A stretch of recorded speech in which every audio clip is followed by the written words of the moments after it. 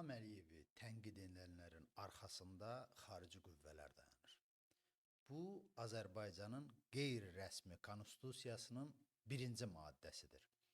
Dövləti sevənlər gün ərzində gözlərin neçə dəfə qırpırsa, ondan 25 dəfə çox bu maddəni hər gün təkrarlamalıdır.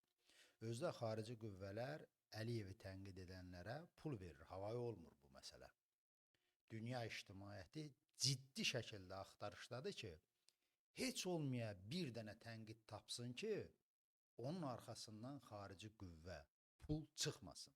Əliyevə yönələn tənqidlər nəzərdə tuturam. Axtarışlar hələ bəhrə vermir, amma ümid sonda ölür. Elm adamları optimist.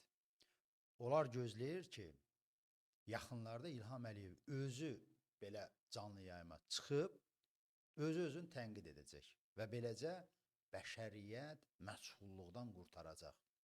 İnsanlar görəcək ki, hər gözəlin eybi olduğu kimi İlham Əliyevin də tənqidi cəhətləri var imiş ki, o tənqidin arxasında xarici qüvvə, pul dayanmır. Amma mən maraq götürüb ki, görəsən İlham Əliyev özünü necə tənqid edəcək, harasını tənqid edəcək? Bəlkə də deyəcək, mətbəx verilişlərindən yağlı yeməkləri dayandıra bilmədim. Buna görə günahkaram. Sizin ağlınıza başqa nə gəlir?